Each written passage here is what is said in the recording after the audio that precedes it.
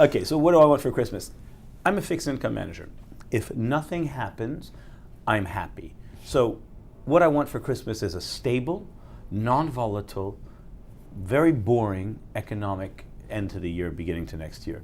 My coupon right now, my coupons, not my yield to maturity, my monthly coupon now is 13% annualized. So what I want is 2 months or a month and a half of very boring, non-volatile markets. I'll be 1.5% to 2% higher. So that's what I always want. I always want to be able to pick a companies or several companies that have idiosyncratic reasons for going up and down, or have no reasons at all for changing price.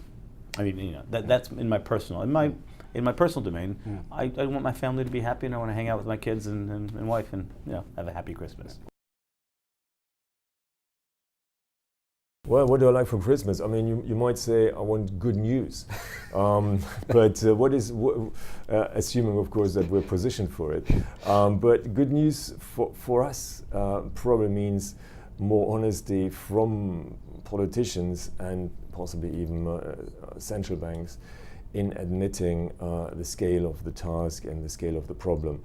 I think the current negotiations on the release of more funds for Greece give very sad testimony for the unwillingness or inability of politicians to make it clear to the wider public that they have been wrong, they have been too optimistic, and their promises that it will be really affordable or it won't possibly cost any money are woefully proven wrong by the reality, and therefore more honest talk about the depths of the abyss which we are close to, I think would be reassuring almost. I don't think the public would be scared by it. The public can sense that this is a very different economic challenge which we are facing compared to the cyclical ups and downs we had in the past. So the public can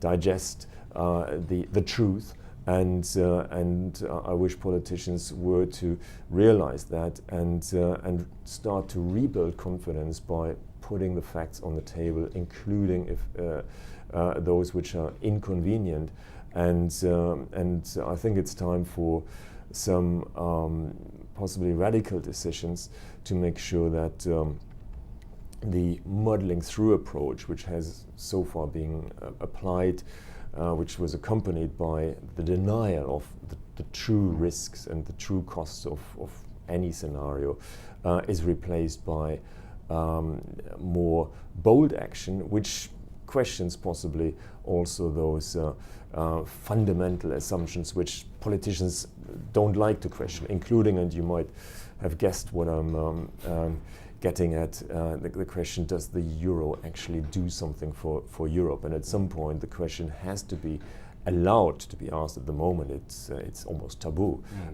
Is the euro standing in the way of Europe getting on, not just with its growth and employment, but also with becoming or remaining a powerful force and progressing on the path of closer, at least, coordination, if not integration. At the moment it feels as if the euro is driving Europe apart.